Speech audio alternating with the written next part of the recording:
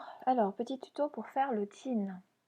Donc toujours la même chose, vous êtes sur un calque au-dessus ici de, des mannequins, des modèles. Donc je vais commencer ici avec la plume en partant du point le plus haut et je vais après directement partir sur ma forme. Donc dans un premier temps, vous pouvez, comment dire, donner un petit peu de vie, entre guillemets, dans ce jean, et on va faire un revers. Donc je vais tout de suite prévoir ici mon revers, en faisant un petit peu plus grand, voilà. Hop, et je repars ici, en prévoyant pareil, d'avoir un revers sur cette partie-là. Le jean, c'est pas très dur à faire, c'est un petit peu long, parce que vous aurez après effectivement beaucoup de surpiqûres. Donc, dans un premier temps, voilà. Donc là, je fais le devant. Donc après, évidemment, vous pouvez revenir sur votre trait si vous trouvez qu'il n'est pas terrible. Évidemment, en glissant, en reprenant mon trait ici, par exemple, en retirant peut-être des points avec plume moins. Celui-ci n'est pas forcément essentiel, etc., etc. Donc là, je vais continuer à faire toute la partie ici de la ceinture. Voilà. Je vais faire l'intérieur ici, donc la poche.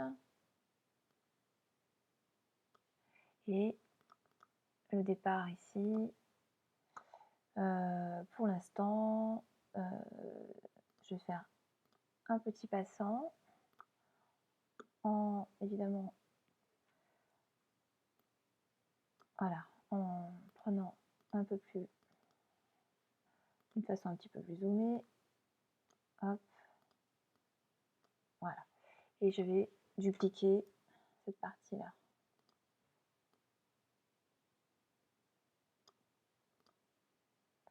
Voilà, donc là, pour le moment, je dézoome. Je ne fais pas pour le moment la braguette, parce que sinon ça va dupliquer ma braguette de l'autre côté. Donc là, par exemple, ici, cette partie-là, comme c'est mon revers, je vais positionner légèrement devant. Et puis, je vais modifier un tout petit peu ici pour avoir quelque chose d'un peu mieux. Et je vais bouger cette partie-là. Voilà. Alors, évidemment, vous pouvez, du coup, quand vous avez fait le revers, de cette façon-ci, vous pouvez bouger un tout petit peu après. C'est-à-dire qu'en fait, vous pouvez rajouter un petit point ici, jusqu'ici. Voilà, pour vraiment être précise. Et de l'autre côté, de la même manière, en bougeant le point pour qu'il ne se voit pas. Voilà. Donc, une fois que vous avez fait évidemment ce côté ici, alors, de deux choses d'une, soit vous passez tout directement pour aller faire l'autre côté avec le petit miroir, soit vous prenez la même chose, mais vous faites les surpiqûres directement. C'est comme vous voulez, ça ne changera pas grand-chose. Donc là, par exemple, je vais dupliquer cette ligne-là pour faire la petite surpiqûre avec ma flèche noire. Avec la surpiqûre ici. Voilà. Je vais aller dans ma pâte contour. Je vais mettre tout de suite 0,25, un pointillé de 1 point. 1, 1, 1, 1, 1, 1. Voilà. Pareil pour cette ligne-là que je peux dupliquer directement. Je rappuie sur 0,25 et je mets sur pointillé. Voilà, vous pouvez faire ça, toutes les lignes qui vous intéressent. Évidemment, celle-ci aussi, pareil, de la même façon. 0,25, pointillé. Et puis, ici, le revers aussi. Donc, le revers, de la même façon, en dupliquant. Voilà, et là, vous pouvez faire mettre une double, carrément, en 2 fois. Voilà. Là, après, ici, vous pouvez effectivement positionner un trait juste pour donner l'impression d'avoir un petit mouvement. Donc là, je vais me remettre en un point. Et puis, je vais aller chercher toujours ici sur mes profils de largeur.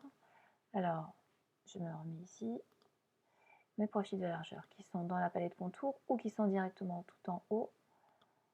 Donc là, par exemple, avec celui-ci ou celui-là. Voilà, histoire d'avoir un petit mouvement. C'est pas une obligation, moi j'aime bien.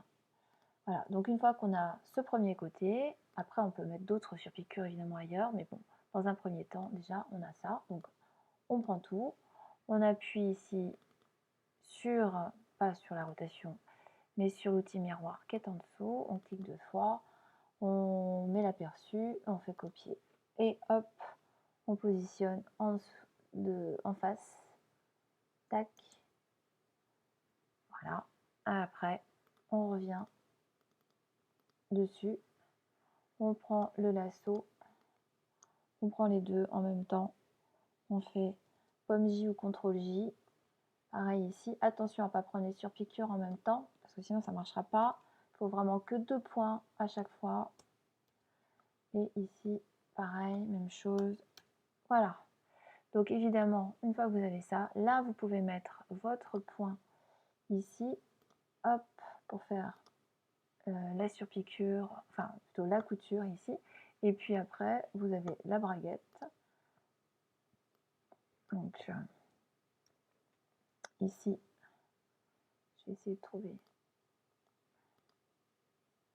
voilà, un trait un peu droit.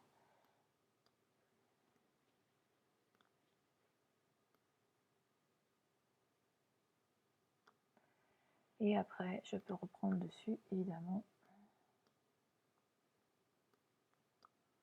Voilà. Après, évidemment, vous aurez à mettre encore des surpiqûres, puisque un jean, normalement, vous avez effectivement des surpiqûres à positionner. Vous aurez aussi le bouton à mettre. Je vais vous envoyer un fichier bouton et zip, comme ça vous pourrez mettre des boutons et des zips et des petits ici, vous avez ici des petites pressions que vous pourrez mettre aussi. Tout ça, je vais vous envoyer ça. Voilà. Et bien là, on va dire que c'est bon. Évidemment, vous pouvez mettre, pour le moment en tout cas, pas de souci, une couleur. Hop. Et pareil, tout de suite derrière, vous faites objet, disposition, arrière-plan pour avoir tous vos traits. Voilà. Après, je vous montrerai comment on fait un masque d'écrêtage et comment on peut mettre une couleur de jean justement à l'intérieur de cette forme.